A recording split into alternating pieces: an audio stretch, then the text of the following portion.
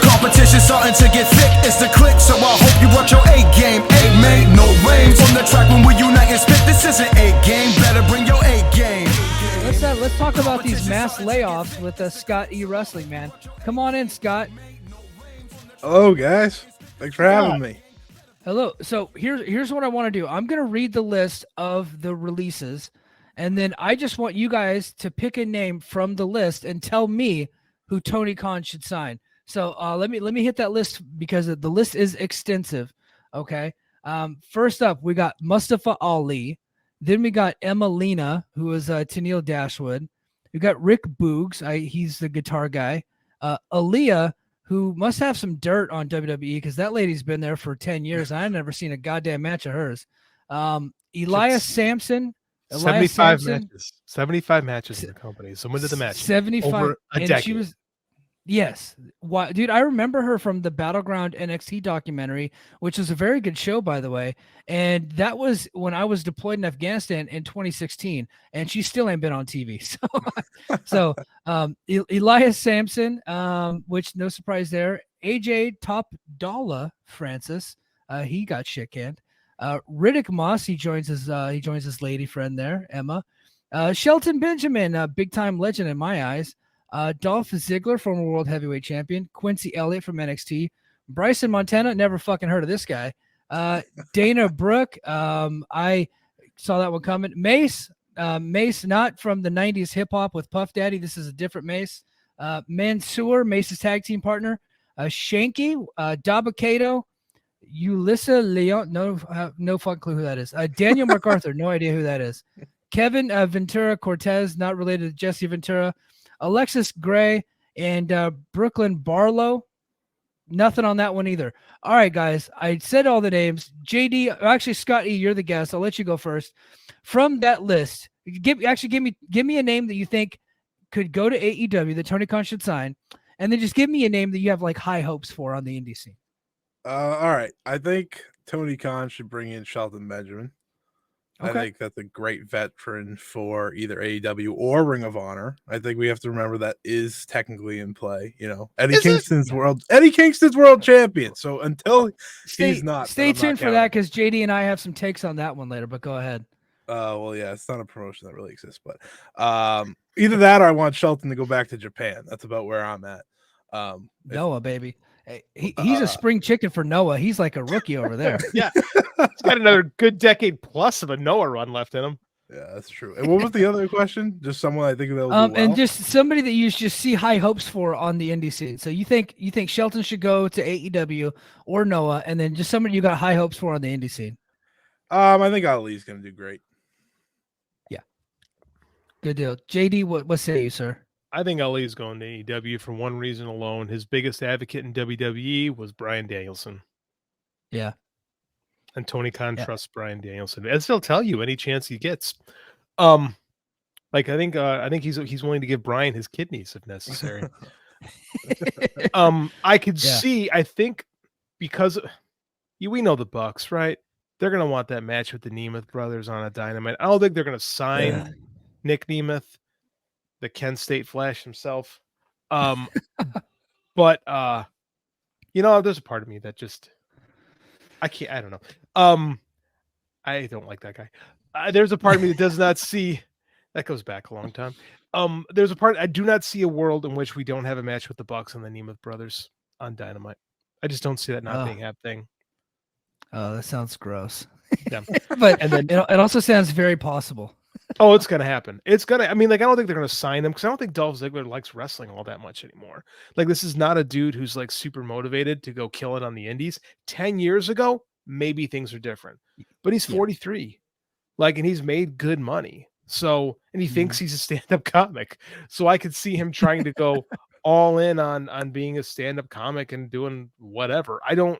I'll be honest with you, of these guys that got released, it sounds like Riddick Moss is doing the most talking about, he's doing he's the guy that's going, this isn't the last you've heard of me. And then we never hear from him again. I don't know if you guys have been paying attention, but Mansoor and Mace are on Twitch just unleashing stories right now. Really? No. What's any juicy ones? Any juicies? Yeah. I don't know if this one's true, but one of them said Matt Riddle like beat up Gunther. That doesn't have to be true. I could believe that though. Matt Riddle was. Yeah, that I know, guy, but yeah. but everyone's like, oh, I don't know if I can respect Gunther anymore. I'm like, oh, that's tough. Matt Riddle was on a 4-fight winning streak in the UFC when he got cut because he kept testing positive for smoking pot. He is a legitimate fighter. Okay, Right. Gunther pretends to fight. Matt Riddle did it for real. This is the problem with wrestling fans is they think that because of someone's gimmick makes them who they are. And I think Gunther's awesome too.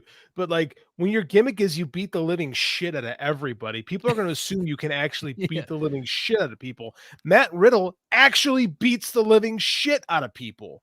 So I'm not surprised at all to hear that. Like, yeah. In fact, that'd be just as a guy in the clique, as an amateur wrestling guy, I would be disappointed if Matt Riddle couldn't. Continue, Scott. Mansoor. You guys want a quick trivia about Matt Riddle before we move on? Yes. Guess who he beat in high school? Guess who he defeated in high school? John Jones. John Jones. Yeah, little known fact. He beat John Jones in high school in wrestling. Go ahead, Scott. Mansoor admitted that he never wrestled on NXT because part of the Saudi Arabia deal, he couldn't lose. Oh, well, yeah. Yeah, I saw that one coming. That explains why they don't use him very often. Because like, how do you book a guy who can't lose, who's the king of his country, may kill you? Yeah, and it's not like he looks like an unbeatable guy. He looks like a normal dude. Looks like a dude. Yeah. Hey, go ahead, Scott. You got any more juicy ones from Mason Mansoor? They just shared like funny stories about like Sammy being annoying and. They just pretty much said a lot. They said Vince liked them, loved Maximum Male Models.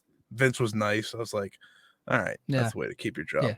If they ever want to bring it back, way to do. Yeah, to your face, Vince is great. Yeah, that's the story. Oh, Vince loved me. It was Pat Patterson or Gerald Briscoe or Bruce Pritchard or whoever, JR. Insert whoever has the hatchet guy job that had the problem with me. Vince is great to everybody to their face. Yeah. All right, guys, I will give you who I think AEW should sign. Not a single one of these motherfuckers. I agree with Nobody. No, but not honestly. Like Dolph Ziggler, I liked him 10 years ago. I was a fan of his title chase. I don't think he's done anything interesting since then. I think Ali is a good wrestler, and they have tons of good wrestlers. Mm-hmm. They have lots of guys that can do cool moves and kickouts, and he's just another one of those guys. I don't fucking care. If they sign him or they don't, I don't care. He's Tony Nese to me. He's just another guy on the show. I do know that Bryan Danielson is a big fan of him, and that's fine. I just don't think you'll never get your return on investment from him. No matter how much you pay him, it'll be how are you going to push? How are you going to push a guy that WWE has defined down for so long and has told you is not important? And if he comes on your show and starts winning, doesn't that reinforce the idea that you're a minor league promotion? I think he should go to Impact. I think Ali should go on an indie run and rebuild himself. And if he wants to do some dates with Impact, do them. Dates with MLW, go ahead, do it. Go to Japan. I think just working dates. Come on. I think he should do. I think every person on that list should look at the Matt Cardona. The Matt Cardona template is exactly how you should do it. Reinvent your character. Work everywhere, elevate every company you've been to, and do it that way. Look at Drew McIntyre is another one. Cody Rhodes is another one. Cody Rhodes, look at what Cody whenever he got released from WWE. And I'm going to throw another couple names out there, and I'll show my Impact bias. Steve Maclin is a guy that was in a dead tag team, and he came to Impact, and he completely rebranded himself. Right? He was completely different than like No Way Jose, who came to Impact as No Way. Right. And then Big Con got fired. And then 3 years later shows up in Impact. He goes from Connor to Big Con. Right. They chop off half their names and then they walk around as formerly known as motherfuckers. Nobody cares about you. Go away. Right. But if you want to bet on yourself, if you want to believe in yourself, reinvent yourself and get out there and fucking hustle, then you have my attention. I think all of these cats should have to go do that, with exceptions of, Shelton Benjamin, I think, is a legendary figure in my opinion. I just happen to be a big fan of his. If people picked him up, I wouldn't be a problem. Everybody else, you got to go and prove to me that you can eat, that you can go and get yours, that you still have what it takes, that you got the hustle in you. Because I haven't seen it from a lot of these WWE releases, specifically with the blue chip athletes that coming into NXT that really didn't come through that independent system. You don't see it with those cats, and a lot of these people are just like that. And then a guy that I have high hopes for. Sorry, Not go all, ahead. Go not ahead, all JD. those. Not blue all. chip I said a athletes. lot of. I said a Those- lot of. Not everybody. Those Creed brothers are kicking tremendous amounts of ass down there. No, and will I'm be talking about the major people that got players. released today. I'm talking Oh, about yeah, the people that got released today are blue chip guys that didn't really have passion for pro wrestling, right? Got paid 100%. to train. Yeah. Yeah. The guy that I think that I could see going out there, and aside from Ali, which I think we all can agree on that he's great, that could go out there and reinvent himself and maybe do something, it would be Riddick Moss. That guy's a hell of an athlete. He's got some cool moves. Like, that's big on the independent scene. And I just think that he is a big wrestling fan, and I could see him going out there and doing the hustle. And I'm happy to be wrong in this situation. I just see that in him based on some of the things he said recently, some of the interviews he's done in the past. I just think that he might have that in him. So he showed more personality on Twitter today than I ever saw from him in WWE. So if he can Yeah. channel that a little bit, because he's got a big body, right? On the indies, Yeah. he's gonna be a monster. Oh, So maybe if he I don't think anybody knows how good he really is, right? I wouldn't if I'm AEW, I keep my distance from that guy. If I'm an Impact, I kick the tires on him. I want to see that guy go to Warrior, right? A place where he can completely cut loose, and let's see what he really has. Put him in there with Brian Cage. Here's a hot take for you. Brian Cage, one of the hardest working motherfuckers in the game. That guy's everywhere, working his ass off all the time. I know it's cool. Brian Cage sucks. I could be an internet wrestling fan. Like, Brian Cage is everywhere. If everyone in the AEW locker room had Brian Cage's work ethic, the things would be a lot better for them. So let's put him in there at Warrior Wrestling in Chicago with Brian Cage, and let's see what Riddick Moss really has. That's what I think. Yeah, same here. Go ahead, Scott. Oh no, I was gonna say Riddick Moss feels like a perfect Impact like trial guy, kind of like Steve Macklin was. Oh yeah. But so the real reason why we brought Scott on here, he actually DM'd me. He's like, "Hey man, am I getting bumped again?" Because last time he came on, CM Punk I think got fired or some shit. So yeah, we have like, "Hey man, we got a lot to talk about." We got a lot to talk about. But I think we were all expecting Mercedes Moné to be at Grand Slam. And then the day before the show, I think the three of us got word that she's still hurt. She's in a walking boot. So what is Mercedes Moné's status? And she's pretty much locked into AEW, right? I think so. I think. Well, from last time I knew, she had a contract with New Japan still. Like, I don't think that's just gone away. I think New Japan was part. Like, they helped her out with the trip to London and all that for All In. I think that was kind of like a mutual thing.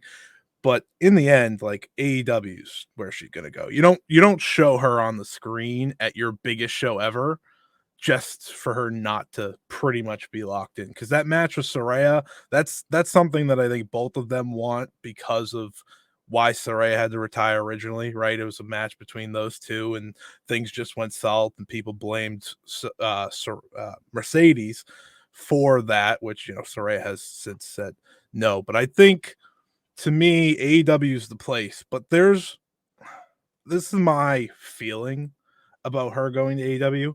You have to change a lot in that women's division, the structure, if you bring in Mercedes Moné, because the fact is she's going to be paid like top 5 in that company if she's signing, and she's not going to be 5. Like, she's going to be up there paid. 3, if you're paid 2, yeah, exactly. right I don't know there, who the highest paid is, but she's going to be very much at the top. And if you're paying, that'd be awesome. I would love that. Outworked everyone. So sorry about that. Sorry. But if you're bringing her in, that means you have to give her TV time. That means you have to give her match time. You have to pretty much put her at the center of everything. And that means you have to change everything, the way you've handled the women's division for, 4 years now? 4 years and change. 4 years and change. Listen, Jade left Jade's going to a place that I think she'll be just fine. Mhm.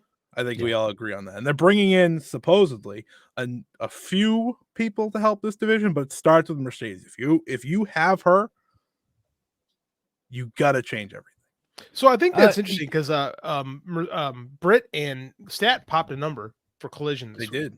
Going against, like, you're not going to find tougher competition, except maybe this week when we get Notre Dame and Ohio State. But I mean, they pulled a good number with their main event. So I think there might be some things in the weeds. Competition starting to get thick, it's the click, so I hope you watch your A game. A made no rain from the track when we unite and spit. This is an A game, better bring